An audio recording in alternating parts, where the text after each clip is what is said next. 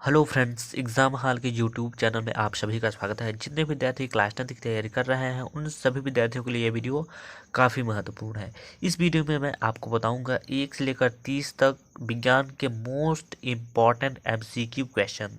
ठीक है, तो चलिए वीडियो को बिना देरी करते हुए वीडियो को स्टार्ट करते हैं। तो जैसा कि आप लोग यहाँ पर देख सकते हैं, यहाँ पर है आपका पहला क्वेश्चन और पहले क्वेश्चन में दिया गया है क्या, दिया गया है आयरन ऑक्साइड यानी Fe2O3 प्लस Al यानी कि आयरन ऑक्साइड का जो रिएक्शन कराया जा रहा है किससे कराया जा रहा है, तो एल्यूमिनियम से। ठीक है, तो यहाँ पर हो रहा है क्या, Al2O3 प्लस 2Fe हो गया है।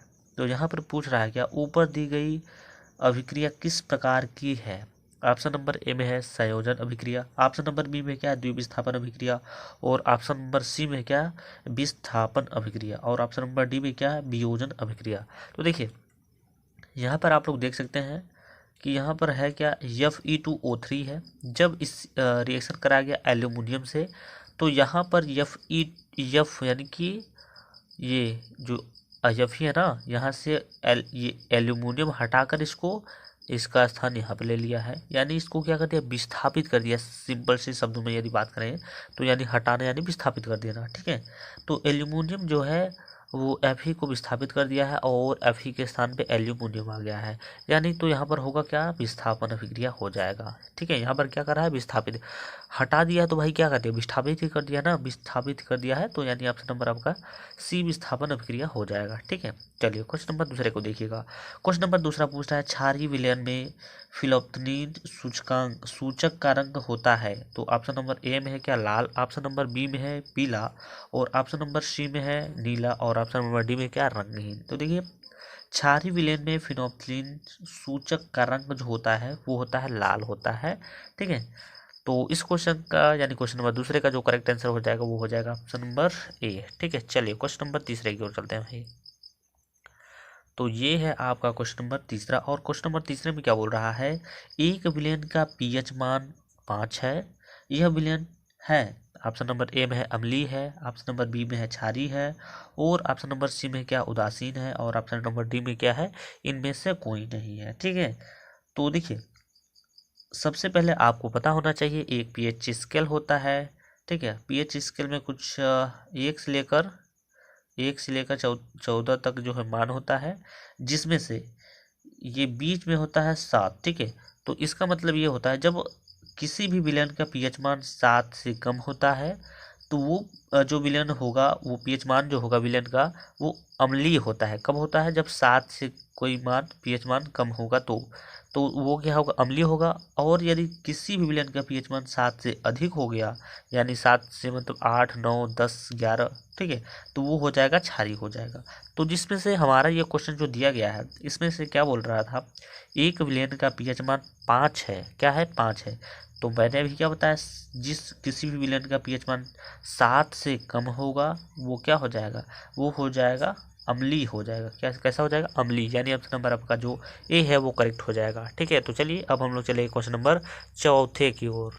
तो ये रहा आपका क्वेश्चन नंबर चौथा, और क्वेश्चन नंबर चौथे में क्या दिया गया है, सल्फ्यूरिक अम्ल में अम्लीय हाइड्रोजन परमाणुओं की संख्या है। ऑप्शन नंबर ए में है 2, ऑप्शन नंबर बी में है क्या 1, और ऑप्शन नंबर सी में है 3, ऑप्शन नंबर डी में क्या है 0 है। ठीक है, तो देखिए सल्फ्यूरिक अम्ल, तो सबसे पहले आप लोग मुझे ये बताइएगा कि सल्फ्यूरिक अम्ल का जो सूत्र क्या होता है, मुझे आप लोग कमेंट बॉक्स में बताइएगा। किसमें बताएंगे, कमेंट बॉक्स में जरूर बताइएगा कि सल्फ्यूरिक अम्ल का जो सूत्र होता है वो कितना होता है। तो देखिए सल्फ्यूरिक अम्ल में अम्लीय हाइड्रोजन, यहाँ पूछा है अम्लीय हाइड्रोजन परमाणुओं की संख्या। तो देखिए सल्फ्यूरिक अम्ल में जो है 2 हाइड्रोजन परमाणुओं की जो है संख्या होता है, कितना होता है 2 होता है, यानी ऑप्शन नंबर आपका जो पहला है यानी कि ए वो करेक्ट हो जाएगा। ठीक है, चलिए क्वेश्चन नंबर चलते हैं पांचवें की ओर।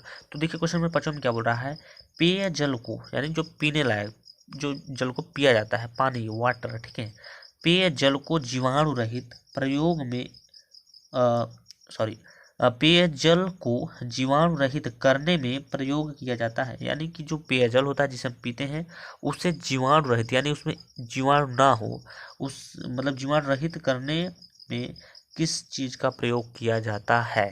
तो ऑप्शन नंबर आपके पहले में दिया गया है यानी ए में CaOCl2, यानी कि जिसे हम लोग बोलते हैं कैल्शियम ऑक्सी क्लोराइड। ठीक है, और ऑप्शन नंबर बी में है क्या, CaCl2 जिसे हम लोग बोलते हैं कैल्शियम कार्बोनेट, ठीक है, कैल्शियम क्लोराइड बोलते हैं इसे, कार्बोनेट नहीं, calcium chloride. Option number C में है क्या, CuCl2 यानी कि Cu बोलते हैं कापर को, और Cl2 मतलब क्लोराइड हो जाएगा, तो कापर क्लोराइड हो जाएगा।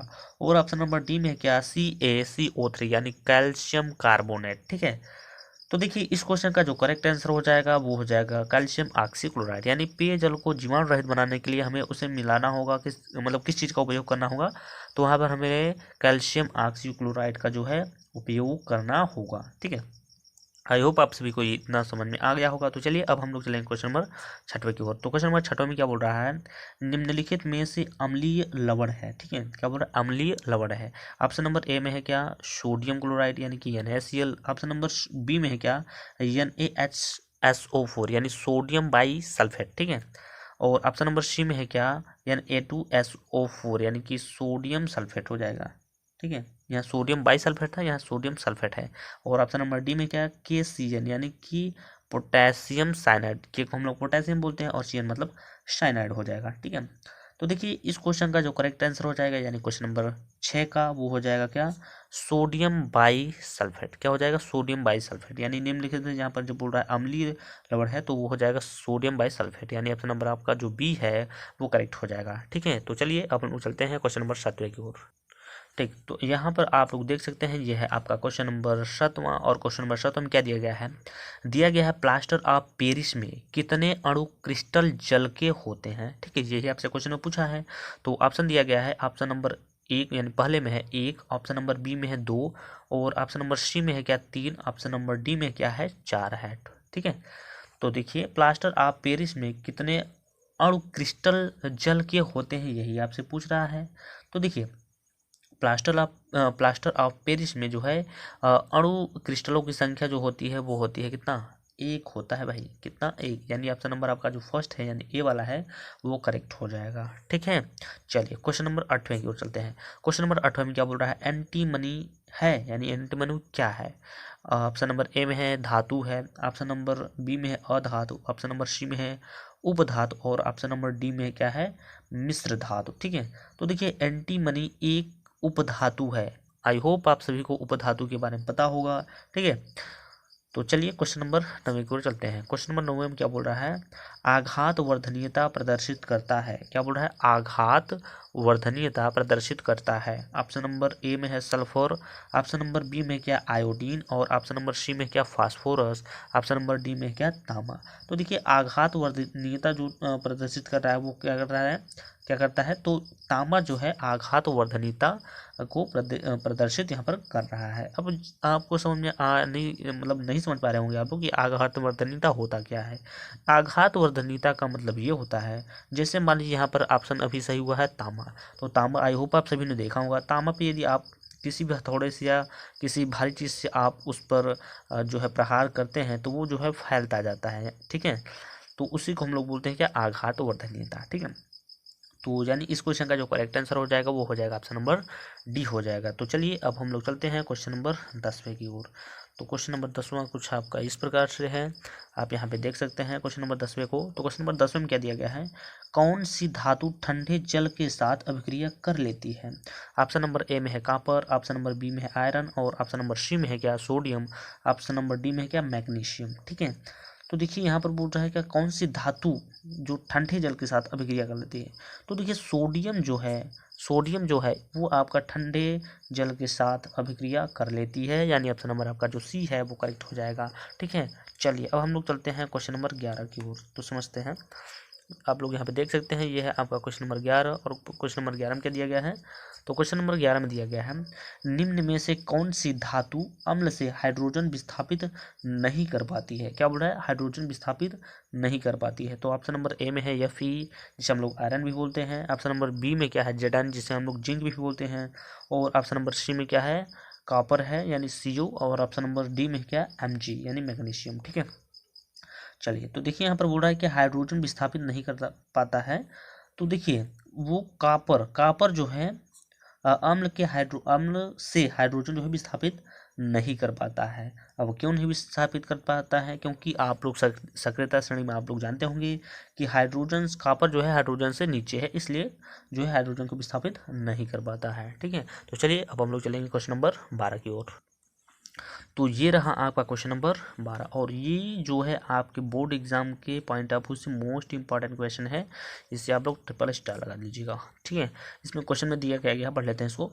तो दिया गया है तत्व ए बी सी डी के मानक कामा लगा है मतलब ए कामा बी कामा सी कामा डी सब अलग अलग है के मानक अपचयन विभव क्रमशः प्लस में 0.60 कामा -0.35 कामा -1.50 कामा -1.71 वोल्ट है, सबसे अधिक क्रियाशील तत्व कौन सा है, इसमें आपसे पूछ रहा है। तो ऑप्शन नंबर ए में है क्या ए, ऑप्शन नंबर बी में है बी, और ऑप्शन नंबर सी में है सी, और ऑप्शन नंबर डी में है डी। तो देखिए आपको इसमें सबसे ज़्यादा वैल्यू किसका दिखाई दे रहा है? तो दिखाई दे रहा है 2.71 और ये है नेगेटिव में। तो जो नेगेटिव में है, जो जितना बड़ा हो वो नेगेटिव है, तो वही उसका जो है ज़्यादा क्रियाशीलता उसमें होता है। तो यानी ऑप्शन नंबर आपका जो डी है वो करेक्ट हो जाएगा। ठीक है, चलिए क्वेश्चन नंबर 13 को देखिए। क्वेश्चन नंबर 13 में क्या बोल रहा है? पीतल है, यानी पीतल क्या है? ऑप्शन नंबर ए में है अधातु, ऑप्शन नंबर बी में है ऑप्शन नंबर ए में है धातु है, ऑप्शन नंबर बी में है अधातु, और ऑप्शन नंबर सी में है उपधातु, और ऑप्शन नंबर डी में क्या है? मिश्र धातु। तो देखिए पीतल जो है एक मिश्र धातु है। क्या है? मिश्र धातु, जिसमें कॉपर और जिंक मिला होता है। क्या होता है? Zn जिंक, जिसमें क्या मिलता होता है? कॉपर व जिंक मिला होता है। इसको आप लोग समझ लीजिए। तो पीतल क्या है? एक मिश्र धातु है। मिश्र धातु मतलब दो से एक से अधिक उसमें जब धातु मिलते हैं तो उसे बोलते हैं मिश्र धातु। ठीक है, तो चलिए अब हम चलेंगे क्वेश्चन नंबर 14 की ओर। तो क्वेश्चन नंबर 14 में क्या बोल रहा है? क्वेश्चन नंबर 14 में बोल रहा है क्या? कांसे की प्रतिमाएं बनी होती हैं। ऑप्शन नंबर ए में है क्या? पीतल जिंक से, ऑप्शन नंबर बी में है कॉपर टिन से, और ऑप्शन नंबर सी में है कॉपर निकल से, और ऑप्शन नंबर डी में है कि कॉपर व जिंक से। ठीक है, तो देखिए कांसे की जो मूर्ति होती है वो जो कांसे की मतलब प्रतिमाएं होती हैं, यानी मूर्ति, प्रतिमाएं का मतलब होता है मूर्ति। ठीक है, तो कांसे की जो प्रतिमाएं हैं वो कॉपर व टिन से मिलकर बनी होती हैं। किससे? कॉपर व टिन से मिलकर बनी होती हैं। ठीक है, तो चलिए अब हम लोग चलेंगे क्वेश्चन नंबर 15 की ओर। तो ये आप लोग देख सकते हैं, ये है क्वेश्चन नंबर 15। और क्वेश्चन नंबर 15 में क्या पूछ रहा है? एल्केन का सामान्य सूत्र है। आई होप आप सभी को इस क्वेश्चन का जो है करेक्ट आंसर जो है पता होगा। जिस विद्यार्थियों को यदि इस क्वेश्चन का आंसर पता हो तो वो कमेंट बॉक्स में क्वेश्चन नंबर और उसका उत्तर बता सकता है। ठीक है, तो ऑप्शन नंबर आपके पहले में दिया गया CnH2n+2, ऑप्शन नंबर बी में है CnH2n, और ऑप्शन नंबर सी में है क्या? CnH2n-2, और ऑप्शन नंबर डी में क्या? C2H4। ठीक है, तो देखिए एल्केन का सामान्य सूत्र जो होता है, किसका? एल्केन का जो सामान्य सूत्र होता है वो होता है CnH2n+2, यानी ऑप्शन नंबर आपका जो पहला वाला है ए वाला है वो करेक्ट हो जाएगा। ठीक है, तो चलिए अब हम लोग चलेंगे क्वेश्चन नंबर 16 की ओर। तो ये रहा आपका क्वेश्चन नंबर 16, और क्वेश्चन नंबर 16 भी आपके एग्जाम के पॉइंट ऑफ व्यू से मोस्ट इंपॉर्टेंट क्वेश्चन है। इसको आप लोग देखिएगा। इस बार जो है आपके बोर्ड एग्जाम 2023 में यानी 27 फरवरी को ये क्वेश्चन जरूर देखने को मिलेगा विज्ञान में। ठीक है, तो देखिए क्वेश्चन में पूछ क्या रहा है? ब्यूटेनॉन में क्रियात्मक समूह है। ऑप्शन नंबर ए में दिया गया है क्या? एरो है, उसके बाद CH3 है, उसके बाद बी में दिया गया है, ये देखिए एरो यहाँ पर है, मतलब कि इसको बोलते हैं ये हाइड्रोजन बंद करके बोलते हैं ना। उसके बाद सी है डबल बॉन्ड O है, उसके बाद ऑप्शन नंबर सी में है क्या? सिंगल बॉन्ड OH है। ठीक है, ऑप्शन नंबर डी में है क्या? COOH है। ठीक है, ये क्वेश्चन जो है आपके बोर्ड एग्जाम का फेवरेट क्वेश्चन है, तो इस क्वेश्चन को आप लोग अच्छे से रट के जाइएगा। तो ब्यूटेनॉन में जो क्रियात्मक समूह है, जो फंक्शनल ग्रुप जिसे हम लोग बोलते हैं, तो उसमें है क्या? ये ऑप्शन नंबर आपका जो बी वाला है वही आपका फंक्शनल ग्रुप है। ठीक है, यानी ऑप्शन नंबर इस क्वेश्चन का जो करेक्ट आंसर हो जाएगा वो हो जाएगा ऑप्शन नंबर बी हो जाएगा। ठीक है, चलिए क्वेश्चन नंबर 17 को देखिए। क्वेश्चन नंबर 17 में क्या बोल रहा है? C2H6 का IUPAC नाम है। ऑप्शन नंबर ए में है मेथेन, ऑप्शन नंबर बी में है क्या? एथेन, और ऑप्शन नंबर सी में है एथाइन, और ऑप्शन नंबर डी में है क्या? एथिलीन। ठीक है, तो देखिए C2H6 का जो IUPAC नाम है वो हो जाएगा एथेन हो जाएगा। अब एथेन क्यों हो जाएगा? क्योंकि इसमें 2 कार्बन है। एक कार्बन को हम लोग बोलते हैं क्या? मेथ बोलते हैं। क्या बोलते हैं? मेथ। जब दो कार्बन होता है तो क्या बोलते हैं? एथ बोलते हैं। और ये हाइड्रोजन सिंगल बॉन्ड से जुड़ा है तो एन प्रत्यय रुक जाएगा तो हो जाएगा एथेन हो जाएगा। ठीक है, यानी ऑप्शन नंबर आपका जो बी है वो करेक्ट हो जाएगा। तो चलिए अब हम लोग चलते हैं क्वेश्चन नंबर 18 की ओर। तो ये रहा आपका क्वेश्चन नंबर 18 और क्वेश्चन नंबर 18 में क्या बोल रहा है? Li यानी लिथियम विकर्ण संबंध दर्शाता है, यानी लिथियम जो है किसके साथ विकर्ण दर्शाता है? तो ऑप्शन नंबर ए में है सोडियम के साथ, यानी सोडियम को Na से दर्शाते हैं। ऑप्शन नंबर बी में है क्या? पोटेशियम के साथ। और ऑप्शन नंबर सी में है एल्यूमिनियम के साथ। ऑप्शन नंबर डी में क्या? मैग्नीशियम के साथ। ठीक है, तो देखिए Li यानी कि लिथियम का जो विकर्णवत होता है वो होता है क्या? वो किसके साथ दर्शाता है? तो Mg के साथ यानी मैग्नीशियम के साथ दर्शाता है, यानी ऑप्शन नंबर आपका जो डी है वो करेक्ट हो जाएगा। तो चलिए अब हम लोग चलते हैं क्वेश्चन नंबर 19 की ओर। तो क्वेश्चन नंबर 19 में क्या दिया गया है? उभयधर्मी ऑक्साइड है। ऑप्शन नंबर ए में है Na2O, ऑप्शन नंबर बी में क्या है? MgO, और ऑप्शन नंबर सी में है Al2O3, और ऑप्शन नंबर डी में क्या है? P2O5। ठीक है, तो यहाँ पर आपसे पूछा है उभयधर्मी ऑक्साइड, तो देखिए हो जाएगा क्या? एल्यूमिनियम ऑक्साइड, यानी कि Al2O3। ऑप्शन नंबर सी वाला जो है वो करेक्ट हो जाएगा। ठीक है, चलिए क्वेश्चन नंबर 20 की ओर चलते हैं। तो क्वेश्चन नंबर 20 में क्या दिया गया है? निम्नलिखित में से कौन अधिक विद्युत ऋणात्मकता तत्व, मतलब विद्युत ऋणात्मक तत्व है? मतलब कि निम्नलिखित इन सभी जो ऑप्शन से दिए गए हैं उनमें से कौन सा जो तत्व है उसका विद्युत ऋणात्मकता सबसे ज़्यादा है? ठीक है, तो ऑप्शन नंबर पहले में दिया गया है Ne, ऑप्शन नंबर बी में क्या? Ar मतलब आर्गन जिसे बोलते हैं। ऑप्शन नंबर सी में है क्या? F मतलब फ्लोरीन। ऑप्शन नंबर डी में क्या? Br मतलब ब्रोमीन। ठीक है, तो देखिए अधिक विद्युत ऋणात्मकता की यदि बात करें तो वो सबसे ज़्यादा होता है फ्लोरीन में होता है। फ्लोरीन में विद्युत ऋणात्मकता जो है काफ़ी ज़्यादा होता है, यानी ऑप्शन नंबर आपका जो सी है वो करेक्ट हो जाएगा। तो चलिए अब हम लोग चलते हैं क्वेश्चन नंबर 21 की ओर। तो ये आप लोग यहाँ पे देख सकते हैं, ये है आपका क्वेश्चन नंबर 21 और क्वेश्चन नंबर 21 में बोल रहा है मुद्रा धातु है, यानी मुद्रा जो है वो क्या है? मतलब धातु है, किस प्रकार का धातु है? तो ऑप्शन नंबर ए में है Zn, ऑप्शन नंबर बी में है क्या? Sn। ठीक है, और ऑप्शन नंबर सी में क्या? Pb, और ऑप्शन नंबर डी में दिया गया है Cu मतलब कॉपर जिसे हम बोलते हैं। ठीक है, तो देखिए मुद्रा जो धातु है वो है आपका कॉपर, यानी कि Cu। ठीक है, यानी ऑप्शन नंबर आपका जो डी है वो करेक्ट हो जाएगा। तो चलिए अब हम लोग चलते हैं क्वेश्चन नंबर 22 की ओर। तो ये है आपका क्वेश्चन नंबर 22 और क्वेश्चन नंबर 22 में क्या बोल रहा है? यूरेनियम है। ऑप्शन नंबर ए में है क्षार धातु, ऑप्शन नंबर बी में है अधातु, और ऑप्शन नंबर सी में है अंतः संक्रमण धातु, और ऑप्शन नंबर सी में है स्थायी धातु। ठीक है, तो देखिए यूरेनियम जो है वो है अंतः संक्रमण धातु है। क्या है? अंतः संक्रमण धातु, यानी ऑप्शन नंबर आपका जो सी है वो करेक्ट हो जाएगा। ठीक है, चलिए क्वेश्चन नंबर 23 की ओर चलते हैं भाई। क्वेश्चन नंबर 23 की ओर चलते हैं। तो ये देख सकते हैं आपका ये है क्वेश्चन नंबर 23 और क्वेश्चन नंबर 23 में क्या दिया गया है? क्लोरोफ्लोरो के ग्रेना में बनते हैं। ये देखिए बायो का क्वेश्चन है। तो देखिए क्लोरोप्लास्टर क्या लिखा है? क्लोरोप्लास्टर के ग्रेना में बनते हैं। क्या बनते हैं भाई? ऑप्शन नंबर ए में है ATP तथा NAD/2H। ठीक है, ऑप्शन नंबर बी में क्या? ATP तथा ग्लूकोज। ऑप्शन नंबर सी में है क्या? ATP तथा NADP/2H, और ऑप्शन नंबर डी में है उपयुक्त सभी। तो देखिए क्लोरोप्लास्टर में जो क्लोरोप्लास्टर होता है कि ग्रेना में बनता है वो क्या बनता है भाई? तो वहाँ पे बनता है आपका NATP, क्या बोलता है? NATP तथा NADP/2H, यानी ऑप्शन नंबर आपका जो सी है वो करेक्ट हो जाएगा। ठीक है, चलिए क्वेश्चन नंबर 24 की ओर चलते हैं भाई। तो क्वेश्चन नंबर 24 यहाँ पर आपका दिख रहा है और क्वेश्चन नंबर 24 में लिखा है हरित लवक के स्ट्रोमा में कौन सी क्रिया होती है? ऑप्शन नंबर ए में दिया गया प्रकाशीय अभिक्रिया, और ऑप्शन नंबर बी में है क्या? अप्रकाशीय अभिक्रिया। ऑप्शन नंबर सी में है क्या? ए और बी दोनों अभिक्रिया। ऑप्शन नंबर डी में क्या? इनमें से कोई नहीं। तो देखिए हरित लवक की स्ट्रोमा में जो प्रतिक्रिया होती है, यानी जो भी क्रिया होती है वो होती है अप्रकाशीय अभिक्रिया, यानी ऑप्शन नंबर आपका जो बी है वो करेक्ट हो जाएगा। ठीक है, चलिए क्वेश्चन नंबर 25 को देखिए भाई। क्वेश्चन नंबर 25 को देखिएगा। क्वेश्चन नंबर 25 में क्या बोल रहा है?